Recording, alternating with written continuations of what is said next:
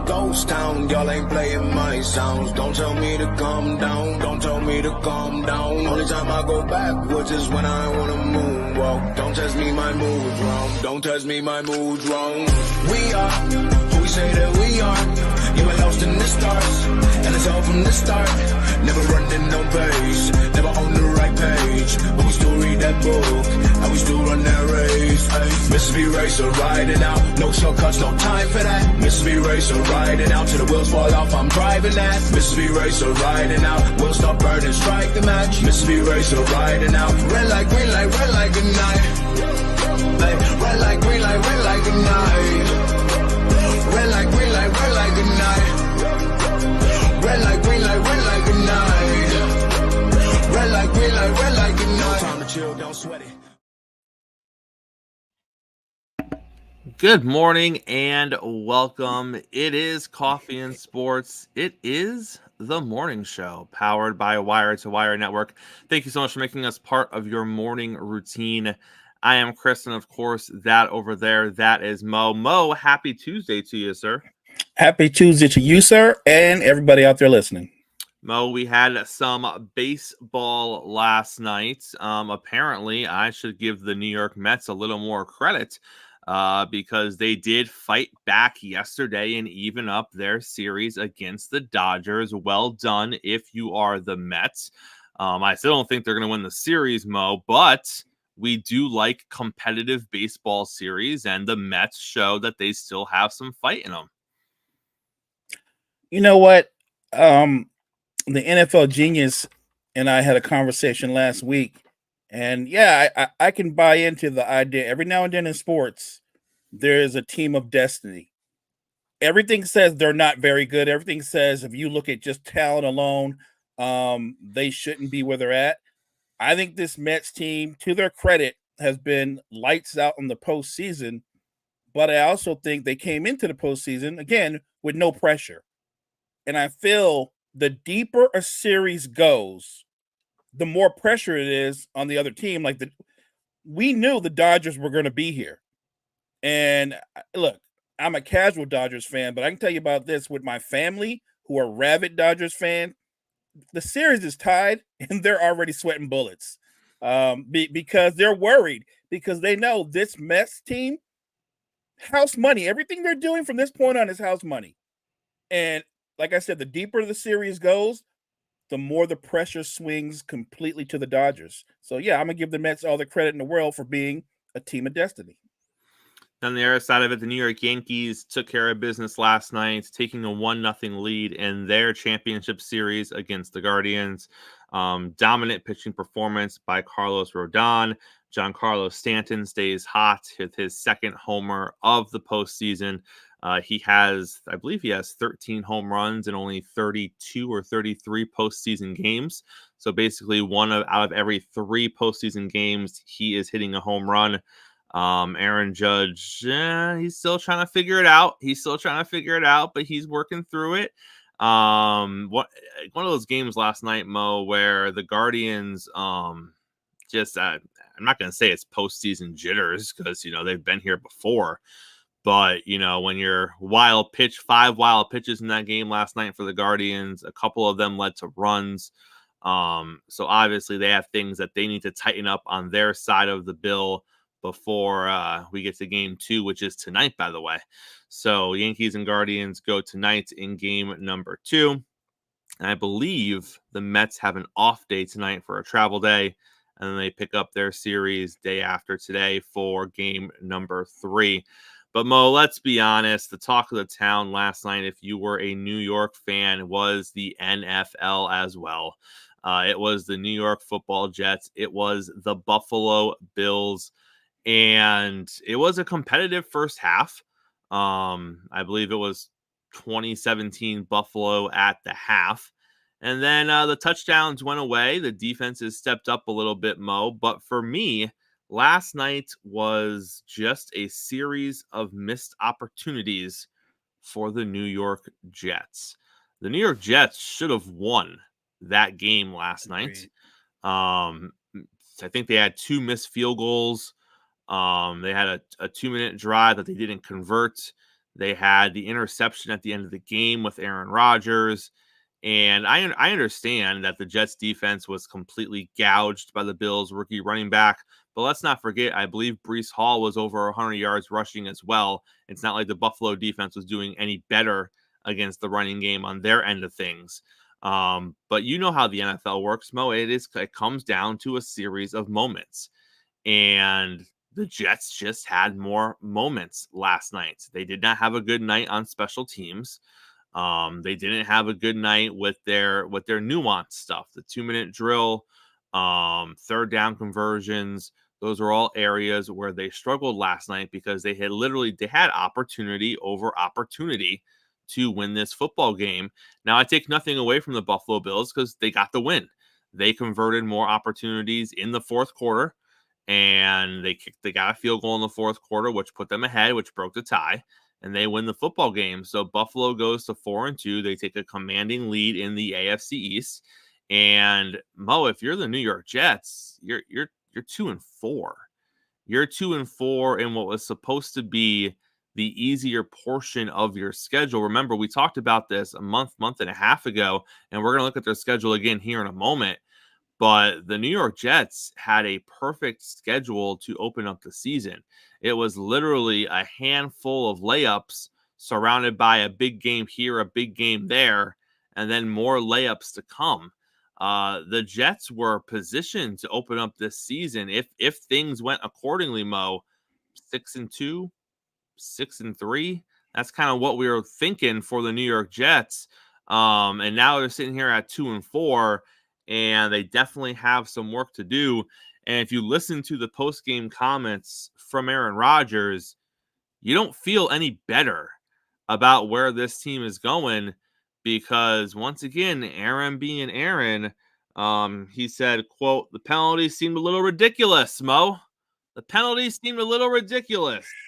Might as well be playing Sarcastaball. Sarcastaball, if we're going to call those things."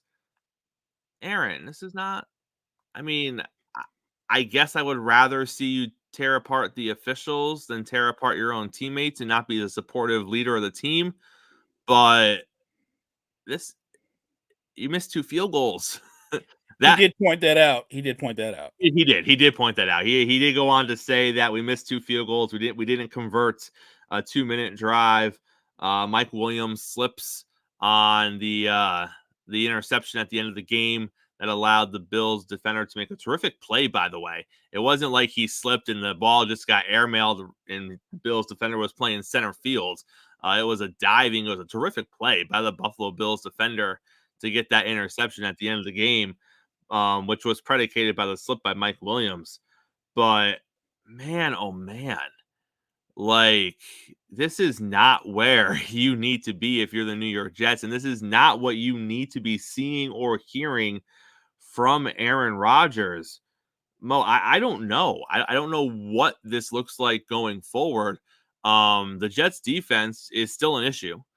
They did get gouged in the running game, and I get it. Buffalo's defense had issues as well, but Buffalo isn't supposed to have a top 10 defense. Buffalo isn't supposed to have a top 5 defense. Buffalo lost a crap ton of defensive players and did not replace them. So we knew that Buffalo was going to have a bugaboo at times on defense this season just because of the number of quality players they lost and did not replace. Well, that's not the case with the Jets. The Jets have what they are supposed to have, minus Hassan Reddick, who we'll talk about in a little bit. Yeah. They have what they're supposed to have on defense. They're not supposed to be getting gouged the way that they're getting gouged. They're not supposed to be having the issues that they are having. But, Mo, we also talked about this before, and credit to the New York Jets tonight, they didn't go 3 and out once. There was no 3 and outs in that game last night for the Jets. The offense, it worked. It moved. It went up and down the field. They had opportunities throughout the game.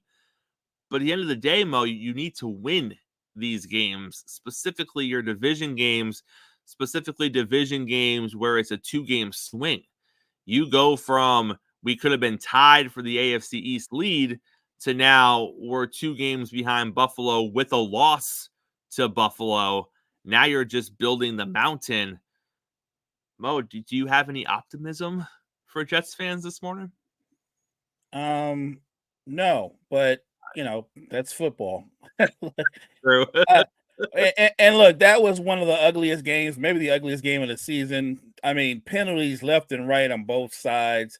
Yeah, the weird thing about the Jets is, and this is rare, they had 7 explosive plays in that game offensively, and it didn't matter because once they got in the red zone, they were horrible in the red zone. They did have a touchdown call back because of penalties. They were sloppy. It was a sloppy game. It was a game to me, if you looked at what they were able to do offensively in terms of moving the ball, everything said they're going to blow the Bills out. They're going to blow the Bills out. Like in the second half, Buffalo's offense didn't do much of anything. There's 1 or 2 plays Allen made, but as a whole, they got stagnant. The Jets defense is still one of the top 3 defenses, but it's a weird defense because they're average at best against the run. And it's not like they're being tricked with jet sweeps. Teams are literally running it down the 0 and 1 hole, like right down their throats. And there doesn't seem to be an answer to that. It's weird because it's the game right after Saleh's fired. It's the game right after Hackett is demoted. And they look like the same exact team before either one of those things happened. I'm just telling Jets fans a reality. Your schedule is getting ready to get tougher. I don't see the light at the end of the tunnel. Like if there is a light right now, it's probably a train. And I think that's the biggest concern here is that, the issue with Saleh and the issue with, now I will say this, I think the offense looked more efficient as far as producing yardage and moving. But again, that's not what the NFL is about. You can move it between the 20s all day. That's great. But when you're not scoring touchdowns and you're not putting any points on the board, which was the case at times last night with the missed field goals, it doesn't matter how well your offense is moving. You have to convert it into points. So yes, did they move it between the 20s better with their new offensive play caller? Yes, they did. Did they have more explosive play calls with their new offensive play caller? Yes, they did. But when you're not turning it into points, it doesn't matter in this league. And last night, they were not turning it into points for a variety of reasons. Penalties was one of them. Execution was another one of them. Just missed opportunities was another one of them. And at the end of the day, Mo, all those things pile up. And what you turn in is a 20-point offensive production night in which you lose to the Buffalo Bills. And we just talked about the Jets' schedule not getting any easier. Well, let's take a look at it because remember, we talked a few weeks ago about the cupcake portion of their schedule.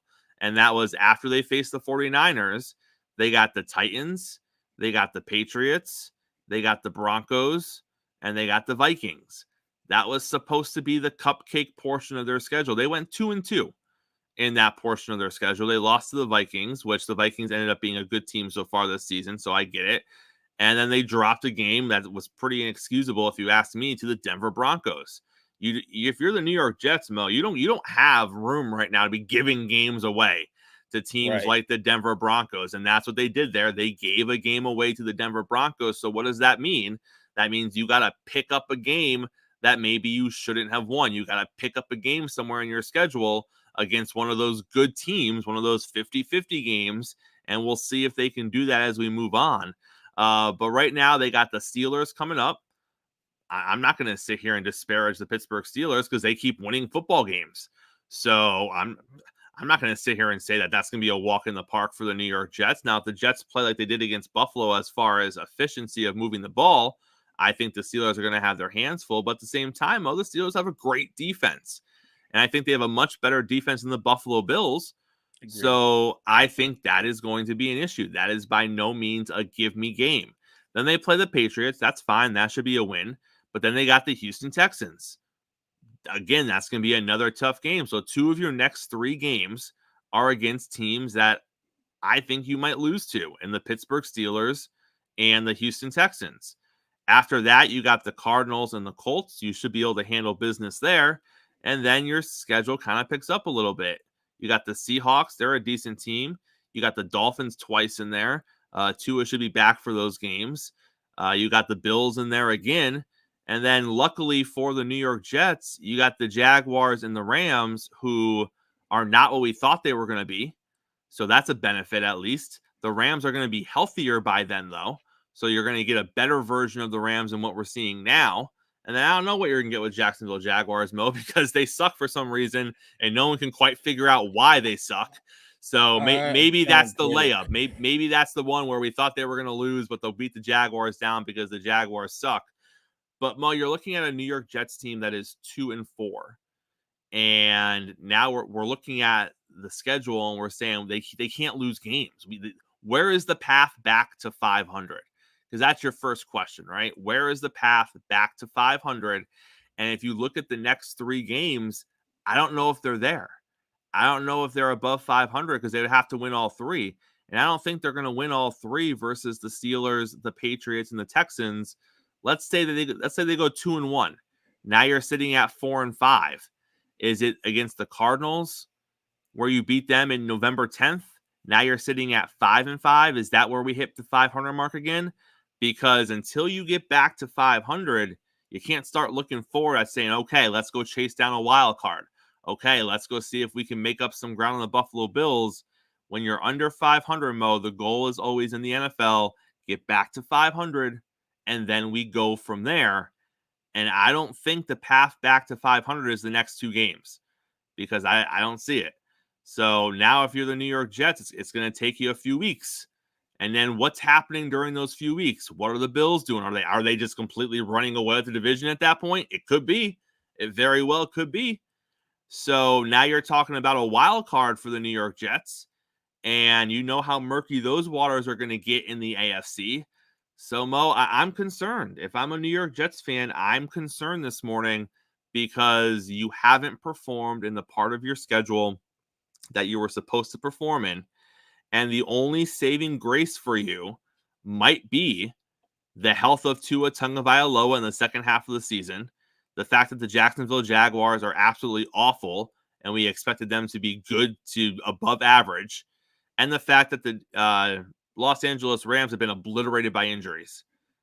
That might be your saving grace for the Jets because you look at those 4 games in the second half of the season, and we looked at them a month ago saying, ooh, those could all be 50-50 games right there. Now you look at them and you're like, oh, who even knows what those teams look like before they play the Jets?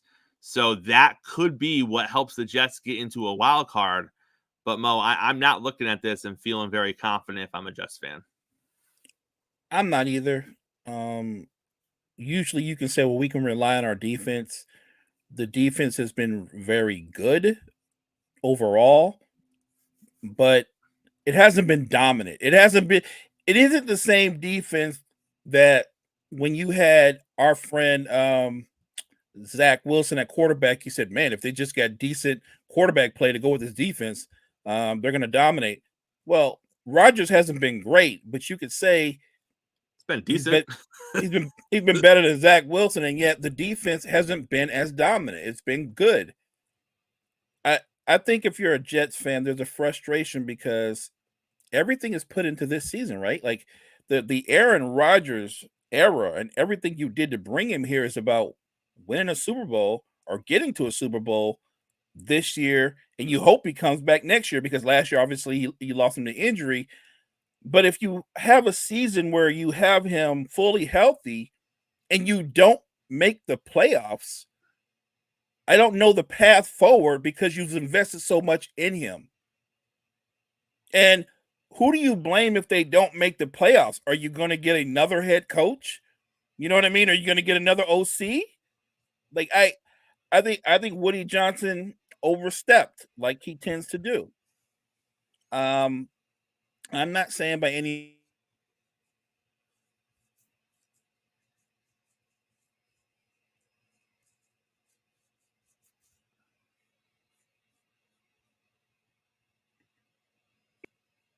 he's a defensive-minded head coach, and the defense had done its part.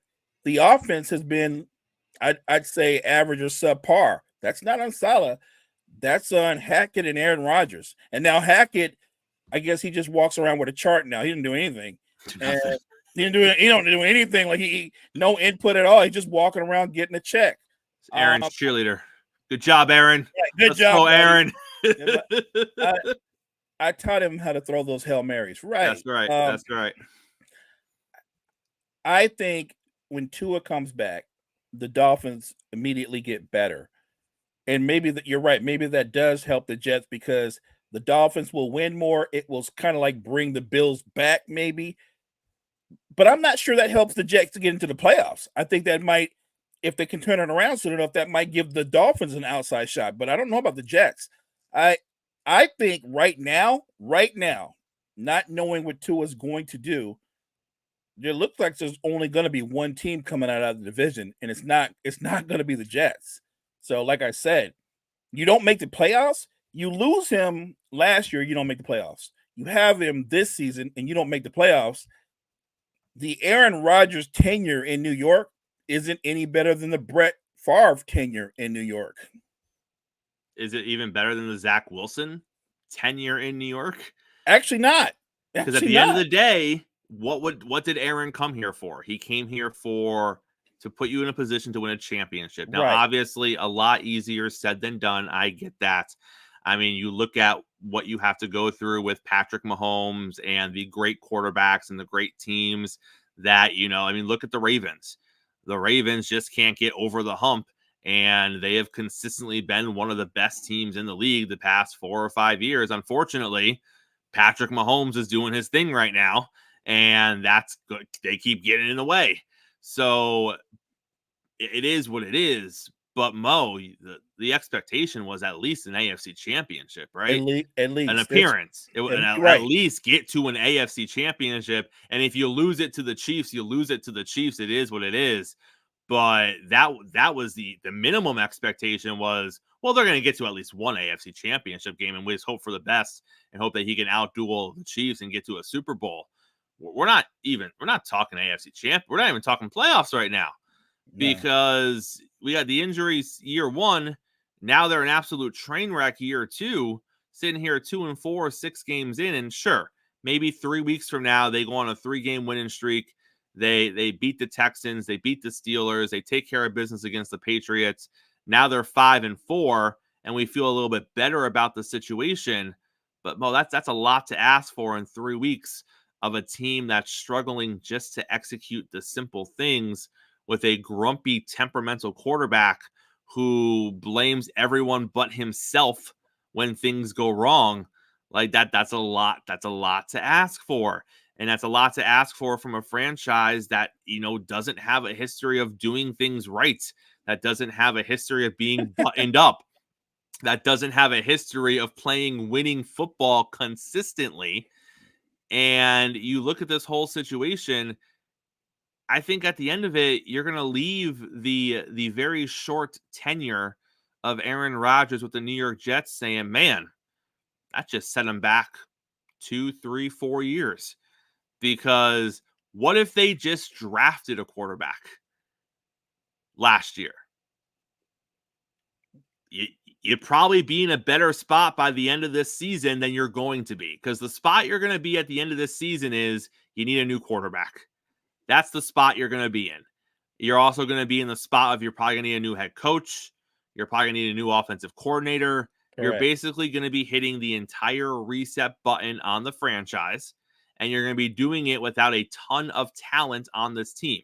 Mike Williams isn't the future of this team.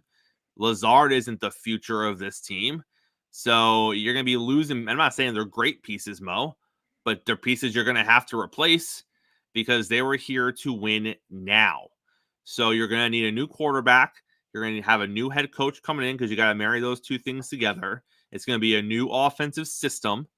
And throughout all of this, Mo, you have to wonder, what does the defense look like on the back end? Can they keep those defensive pieces together? Is the new scheme, what's the new defensive scheme going to look like? Is Albright going to stay here and just drop back down to defensive court? Like, what does that look?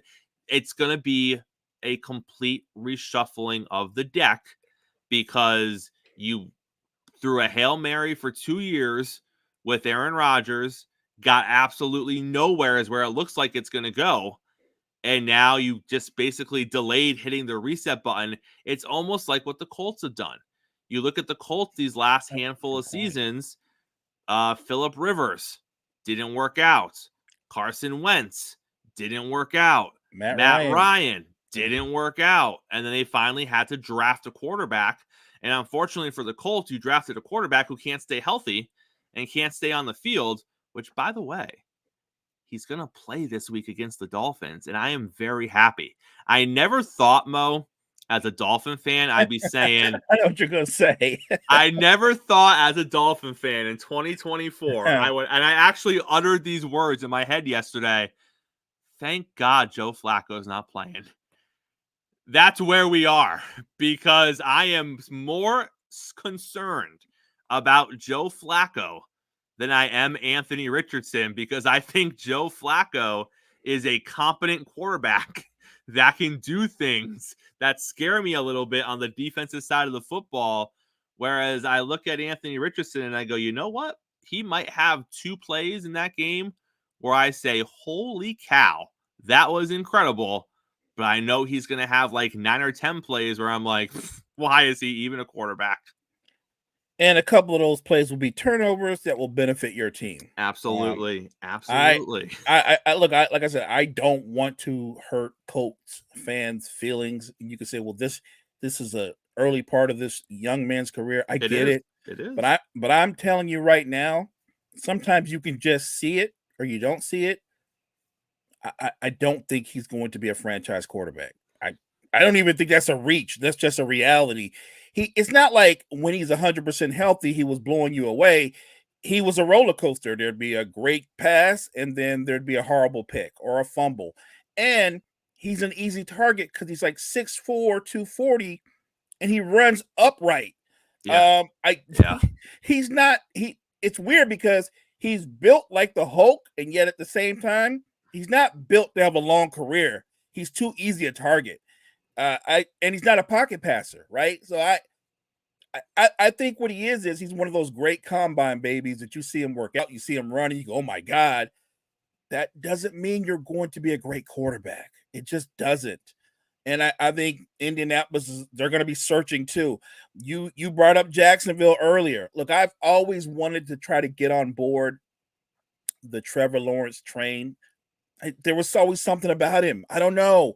The things that everybody told me and what I saw in college, I haven't seen any of that in the pros. He hasn't been bad, right? We would all agree he hasn't been bad, but he hasn't been anywhere near great or where you would go franchise player. Like, I remember Andrew Luck early in his career, and you saw it. You knew he was a guy.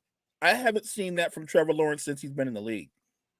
And at least when you look at a guy like Trevor Lawrence or even Zach Wilson, Zach has plenty of flaws as a quarterback. Let's not pretend he doesn't. But you look at certain quarterbacks, and at least they can do what the defense gives them at times. If the defense gives them a 6-yard slant, they can hit the 6-yard slant. Now, when you start running an exotic defense, Zach might get confused more times than often, and he might throw a pick to a guy that he just didn't see there. That's part of Zach Wilson's game, right? It is what it is. But you look at someone like Anthony Richardson, and you say to yourself, man, oh man, he has trouble completing the easy stuff. He has trouble hitting the little 5-yard out route where it should be a gimme for a starting quarterback in the NFL. And you don't know if it's going to be a gimme for him because he might get that 6 times a game. And 4 of those 6 times, the ball may not get there. Right. He airmails it. It's short. He double or triple pumps and just doesn't throw it and runs. Like, those are the things where as a starting quarterback in this league, you got to hit that 90, 95% of the time. That's the easy stuff. Now, the intermediate stuff, that's a finesse kind of thing. You may not be a finesse kind of passer. You may not be able to hit that, but that's where you make up for it with the deep stuff. But Mo, what we've seen from Anthony so far is he's just a cannon of an arm. That's it. Right. And if you're not running the go route and he's not hitting you with a 60-yard pass that's all air yardage, then you're not doing anything else. And what we're seeing is we're just seeing teams take away the go route. We're seeing teams say, no, you're not going to blow the top off of us. If you're going to pass the ball, we're keep it in front. Actually have to be accurate with the football as opposed to just wind it up, fire it, and hope your guy goes and gets it. And he seems to be struggling with a lot of that. Teams are playing the Colts with more coverage rather than going after him because they know he can't throw you open. He can't recognize the changes in coverages. And look, we are talking about a second-year quarterback. He could very well. Are you asking me? Will a lot of second-year quarterbacks turn it around and make adjustments? Some will and some won't. My gut feeling on him is so much of what he does is more instinctive football versus technical football. I hope I'm wrong, but I don't think he's the answer they were looking for at quarterback. And again, it's just one of those things, Mo, where you look at it and you see it or you don't see it. And when they're not doing the easy stuff, it's very challenging to look at it and say that you see it. Let's talk a little bit about the Buffalo Bills. Obviously, the Buffalo Bills did what they had to do. They went in there, they win the game, they moved to 4-2 in the division. It looks like Buffalo is going to win the AFC East for the 5th straight time. But if you take a look at their schedule and look at any potential hiccups that might come forth with their schedule, it's not going to happen this upcoming weekend. They have the Tennessee Titans this weekend. That should be a W for them. That's going to get them to 5-2, you would assume. Then their schedule gets a little interesting. Seattle, I don't think is going to be a huge challenge, but they're not going to lay down either. Then you got the Dolphins. The Dolphins can't beat the Bills, but if Tua's there, they have a puncher's chance. They should be able to handle the Colts. And then they're going to get into what is the toughest stretch of their schedule over the next 5 out of 6 or 4 out of 5 games, which is the Chiefs, the Niners, the Rams, the Lions. They got the Patriots in there, and then they got the Jets again. So that 5 out of 6 game stretch, potentially if you want to throw the Dolphins in there, if Tua's back healthy, that's what's really going to determine their season and where they finish in their season. Mo, I will say this about Buffalo. Hopefully with the Titans coming up and then the Seahawks coming up after that, hopefully they correct some things on their end because, again, let's call an ace an ace. Buffalo should have lost this football game. This was not a game where Buffalo went in there and they were the better team on paper. They were the better team on the field. They were the better team in the execution. They were the better team in the stat box. Buffalo also played a sloppy game when it came to penalties. Buffalo also got gashed in the running game on defense. Buffalo also had Aaron Rodgers moving the ball up and down the field between the 20s. Granted, their defense was better in the red zone, and they kept points off the board, but it's not like they were blocking field goals on special teams. The Jets weren't making field goals on special teams. Now, we're not going to sit here and say the sky is falling because of this game, but you have to the concerns that the Bills had coming into this game, I don't leave this game, Mo, saying, oh, no, we're good. We're good. I think Josh Allen played a clean game. I think he was like 19 for 24 or 19 for 25. He didn't have any turnovers. He had a couple of touchdowns. The rookie running back played well, over 100 yards. You checked all the boxes, right? And if you're the Buffalo Bills, I feel like that's what you need to continue to do. You need to check the boxes. Josh Allen needs to have a high passer percentage, a completion percentage. Josh Allen needs to not turn the football over. The running game needs to produce over 100 yards without Josh Allen being a part of that 100-yard equation. They did all those things. And when Buffalo does all of those things offensively, as long as you get an average performance out of the defense, you're probably going to win the football game, which is what happened here. And if they can continue to do that, Mo, I think they're going to get better throughout the season, and they're going to be in a position to potentially make some noise during the playoffs. But if you ask me right now, is Buffalo a contender to go to the Super Bowl? My answer is no, because they're not a contender to beat the Chiefs right now. I don't think this Buffalo Bills team, if they play the Chiefs 10 times, you're not going to convince me they could win 5 of those games. Sure, they might win one or two of them just because of Josh Allen and what he can do offensively. But I'm not looking at the Buffalo Bills today and saying, yes, I think they could win, 4 or 5 out of 10 games against the Chiefs if they were to face in the AFC Championship and get to a Super Bowl.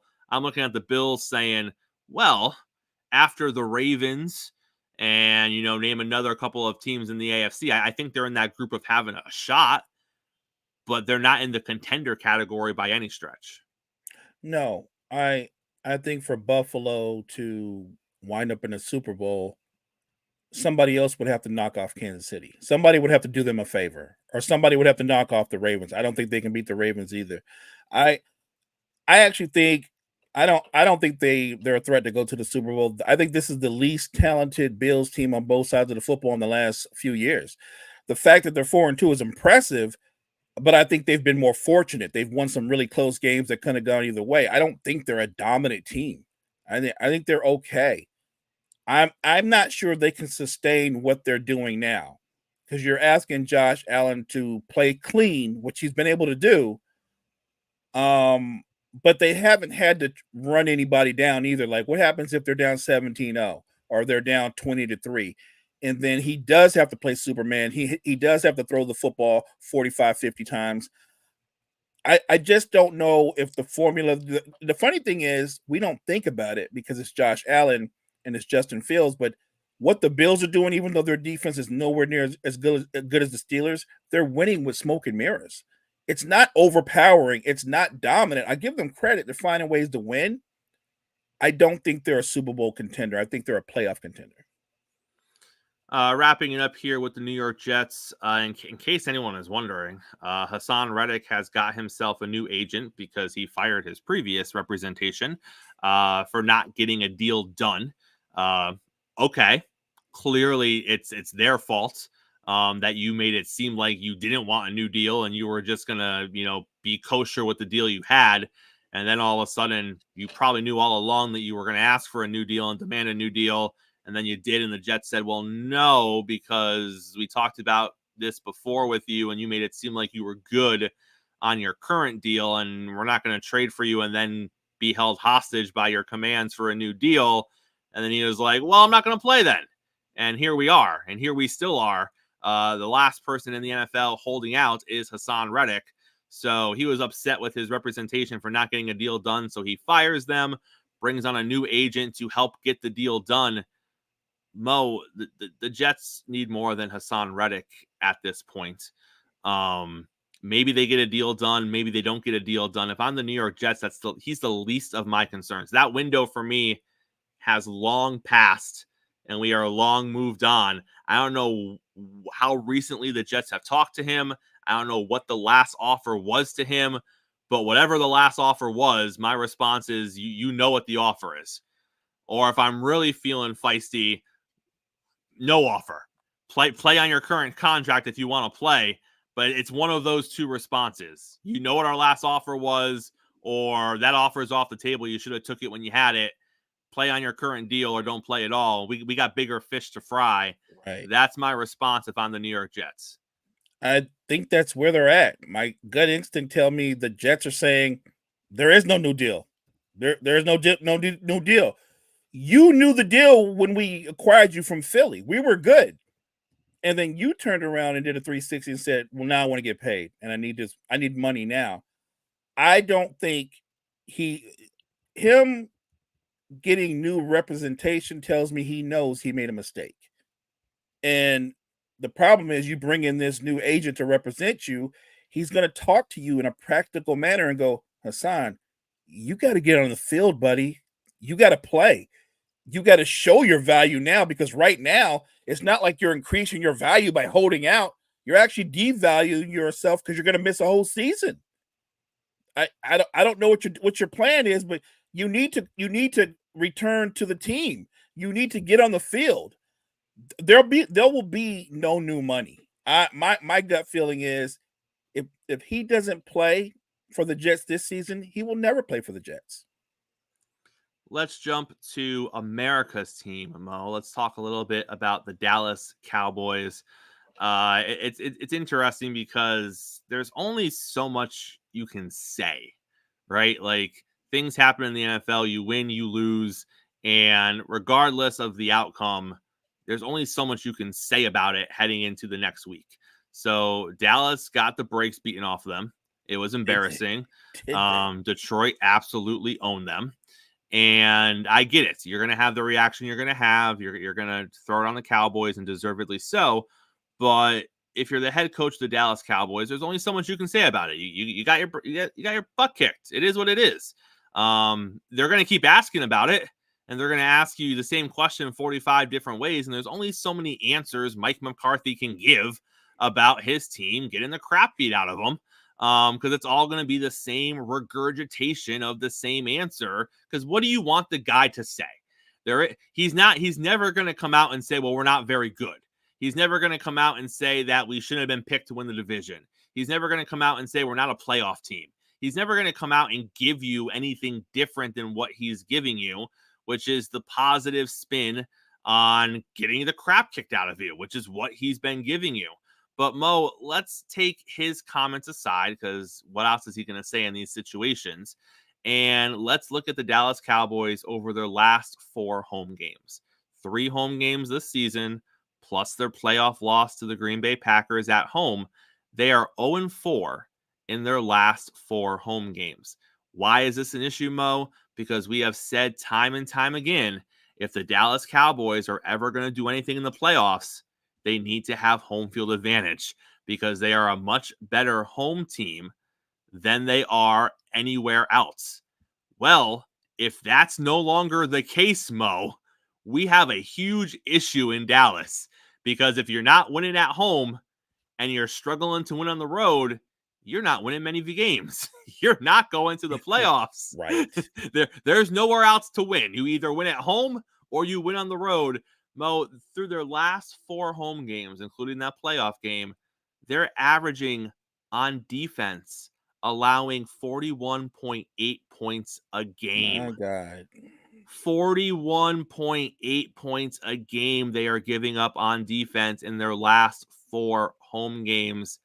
This is a disaster. This is a train wreck right now in Dallas. And Dallas fans, you can sit here. Oh, look at the record. Look at the record. We're okay. You're not okay. You're not okay. You cannot just magically stop winning home games. And it's not like you're losing close games at home. It's not like you're playing good teams at home, and that's just the way that the schedule kind of shook out.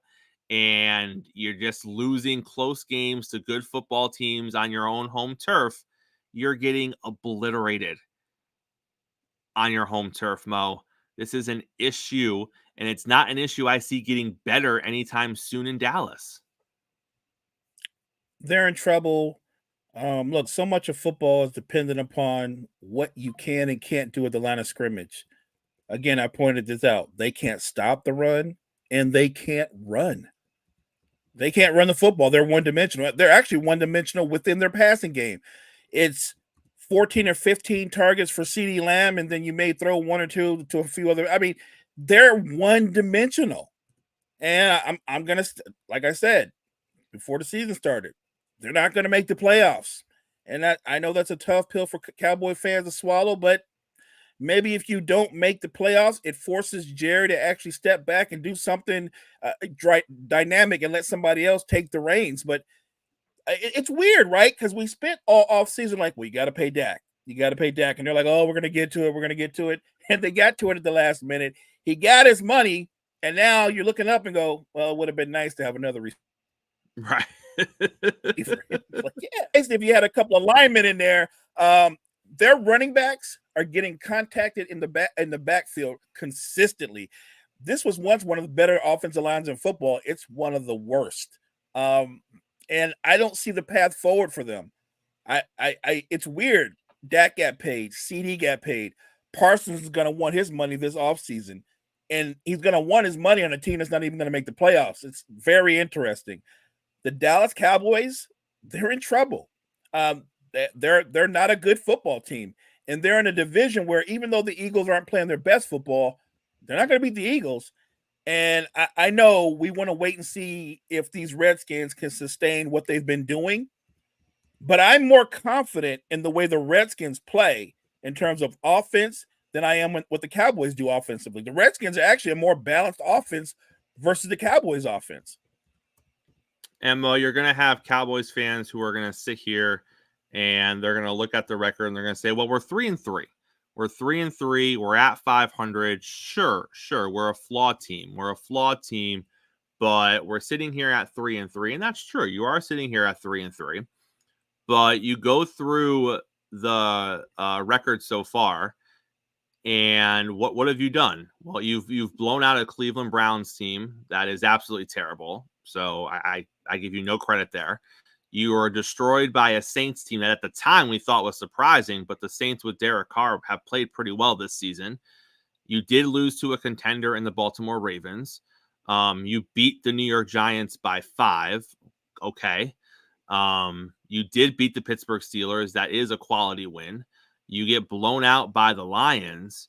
So we're sitting here now and you're looking at the Dallas Cowboys schedule and what they've accomplished in their 3 wins. And the marquee win you have is against the Pittsburgh Steelers. And okay, but look at what you got coming up. The Niners, that's going to be a tough game. The Falcons, that's a tough game. The Eagles, tough game. Texans, tough game. Commanders, tough game. I don't care if these games are home or away. Your next 5, you could go 0-5. Easily. Like, if you told me the Dallas Cowboys are going to lose their next 5 games with those 5 teams that I just named, I can't sit here and say no, because those are 5 good teams. And 2 of them are currently ahead of you in your own division. Say what you want about the issues that the Eagles and the Commanders have. They're better than the Dallas Cowboys right now. So don't sit here and tell me that they can't lose those games. And then I think the Niners and the Falcons and the Texans in general are better than the Dallas Cowboys. And then when you come out of that, okay, sure, you got the Giants, you got the Bengals who could be playing better come December. You got the Panthers, but then you're going to finish your season with the Buccaneers, the Eagles, and the Commanders. You could lose those. Mo, I see there could be 8 losses still to come on this schedule for the Dallas Cowboys. Oh, don't let that happen. Which is going to put you at 11 losses on the season. You're not going nowhere. So not playing the way you're playing right now, and I don't care if you're playing at home or you're playing away. The style of football the Dallas Cowboys are playing right now is not conducive to winning. And that is the issue. That is the issue, and you just ran through it. They don't have a running game. They don't have an offensive line to give them a running game. We knew they didn't have a running game when they re-signed Ezekiel Elliott. When that was your plan to fix the running game after letting Tony Pollard go because you thought that he could be a lead back and he couldn't. So you let go of Pollard. You bring back the 1 in the 1-2 punch that you had Pollard with the season before. And then you're just like, well, someone else will be the 2 in the running back room. That hasn't worked out. Your offensive line isn't opening up holes for your running game. And your passing game is CeeDee Lamb. Now you have Ferguson, who's a nice tight end, but he's been dealing with some injuries throughout the season, so he hasn't been as productive as we thought he was going to be. But does this not go back to they shouldn't have let Dalton Schultz go a couple of seasons ago? They shouldn't have. So, you look at the Cowboys, and I think we have the same conversation year over year, which is, well, if they just had another receiver, if they just didn't let Schultz go, if they just invested in another tackle or another guard, like that seems to be the conversation. If they just had a running back, that's the conversation every year is they just seem to not be willing or able to get that 1 or 2 other piece of the puzzle that we think they need on the offensive side. And they end up being a very CD focused offense. And it's great to have CeeDee Lamb. It is. But Mo, this is why I said you need to have playmakers around Dak. And when he had playmakers around him earlier in his career, they played better and they won more games. But when you start taking playmakers away from Dak Prescott, you are asking him to do things he hasn't done in his career. And just look at his numbers. Look at his numbers when he doesn't have a running back who rushes for 100 yards. He's not a very good quarterback. He doesn't have a winning record. Look at his numbers when the defense gives up 24 points. He's not a very good quarterback. He doesn't have a winning record because he doesn't overcome, Mo. He's not an overcomer. When things are going well and you're just playing by the script. He's really good, but he's not an overcomer. I agree. When the script is going great, he's a good quarterback. He will get you to where you need to go. But when there's a little bit of a hurdle, when there's a little bit of stuff you got to overcome, he's average at best. And Mo, let's just call it what it is. If the defense is going to keep playing like this, I don't care what Dak Prescott does, because he ain't scoring 40-plus points a game. And if the defense is going to keep giving up 35, 40 points a game, Dallas is going to lose 11 games this season. Well, and that kind of goes hand in hand. The defense hasn't been great, but the offense goes 3 and out a lot. And if your offense is going 3 and out, that means your defense is playing more plays. So the flaws on defense is kind of hampered by what the offense isn't. This isn't an explosive offense. This isn't a dominating defense. I look at the Dallas Cowboys and I see at best a 6 or 7 win team at best. Mo, news from the New York Jets this morning. They are giving Hassan Reddick permission to seek a trade. Of course. They're describing it as a very short window for him to find a trade to get himself out of New York. Great. Just great for the Jets. What does that look like? What does that look like? Because this is the guy that was traded from the Eagles and immediately became a bad soldier as soon as he got to the Jets. So I'm trying to figure out, with the reputation that he has, he's really going to be able to go to another franchise and go, I know what I said before. Right, I know what I did, but that was just a toxic situation. If you guys take me on, I promise you, I'm not going to talk about money, or I'm just going to go out there, be part of the team, and focus. Like, the weird thing is, if you just base it on his talent, Chris, a lot of teams will want him. Right. A lot of teams will want him. But the headache that he is, and I guess this is where the new representation comes in, right? Put the spin on it, baby. Right. They're gonna be like, that was about the last guy, but us, we're professional. That was Aaron Rodgers. That was all Aaron Rodgers. Right. Aaron didn't want him on the field. Aaron didn't like him. That was an Aaron Rodgers situation. 100%. Mo, before we get out of here this morning, Paul George has hyperextended his knee. He is already dealing with some injuries in the preseason. We knew when you get Paul George, this is what you get, right? You get the injury history, and you know he isn't going to play all the games you expect him to play, even with load management, because he is going to have these injuries that pop up. But dear Lord, we did not want to be talking about Paul George and his lower body injuries in the preseason. And that is already what we are looking at. It doesn't seem to be anything super, super serious, Mo. But with a guy like Paul George, isn't any injury kind of serious? Because doesn't a minor injury eventually lead to like a middle of the road injury, which sometimes then leads to him missing weeks at a time? That's what it seems to be like with guys like Paul George and Kawhi Leonard. And like, I get that. It always starts as, he's got a sore knee, he's taking the game off. But a sore knee for a Paul George or a Kawhi Leonard isn't the same thing as a sore knee for a Steph Curry or a LeBron James, who historically don't miss basketball games. Right. A sore knee is usually a sign for those guys of another underlying issue that's going to cost you weeks or months down the road. Whenever Kawhi says, I want a second opinion, then he goes to another doctor, and the guy goes, not only are you this wrong with your knee, this is also there's something else with your knee. And here's the crazy thing. I believe Paul George played like 70 plus games last year, which is insane for him. But then here we are in reality. This is a 35-year-old Paul George.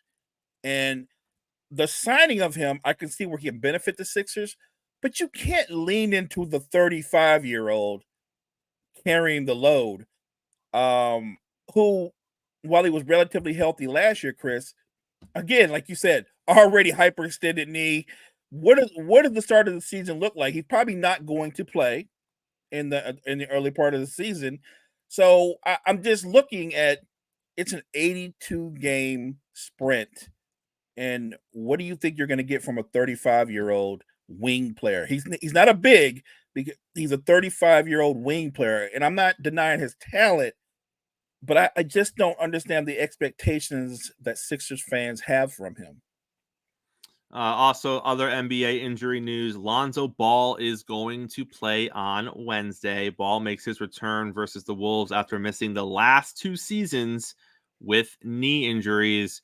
This is another guy, Mo, where, yes, you're excited that he is going to play, but you have to tepid your expectations because he just can't get out of the way of the injuries, which are derailing his career. Also, you look at the Chicago Bulls, and what are the real expectations of the Chicago Bulls coming into this season? Not that much. I love what the GM said. He said, we're not tanking. We're gonna try to win any game. And I love that he said they're not tanking. But to be fair, if you look at their roster top to bottom, you don't have to tank. You can play as hard as you want to play.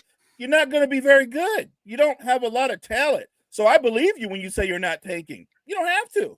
And some of the talent they have, they don't want. There are players on their team that they wish they didn't have, but they are stuck with them for the moment, Zach LaVine. Oh, yeah. So you're looking at a team that A, doesn't have a lot of talent, and B, what little talent they have, some of it they wish they could just get rid of for a bag of chips, and they seem to not be able to do that. Let's say Lonzo comes back and he stays healthy this season, and he has what a normal Lonzo Ball season would look like, Mo. Outside of Chicago, is there a market for a healthy Lonzo Ball?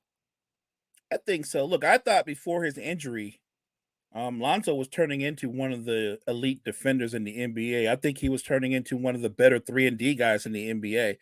I know a lot of people talk about him as a point guard, but he's not a traditional point guard. He's not the kind of guy that's going to average 9 or 10 assists a game. That's not what he does. He doesn't penetrate. He doesn't attack the rim a lot because he doesn't like to go to the foul line because he's a horrible free throw shooter. But what he did do is he improved on his 3-point shot. He started shooting over 40% from 3. And again, he's a versatile, talented defender. A healthy Lonzo Ball, I think there's a lot of contenders that would love him on their team. But you are talking about a guy, like you said, he's missed 2 years of his career. And I am rooting hard for the young man. I root hard for anybody coming back from an injury. I don't want anybody to miss time. So I hope he can stay healthy because he does have value going forward. All right, Mo, take us to a close on a Tuesday. Thank you guys so much for joining I and Chris this morning. Make sure you guys check out all the great content we have at the Wire to Wire Network. Wire to Wire Network, we appreciate you guys. Hey, make sure you're coming back here, same time, same place tomorrow. We're going to start to get ready for the NFL week. We got Thursday Night Football coming up later this week. The Major League Baseball playoffs are continuing to push forward. The WNBA finals are continuing to push forward.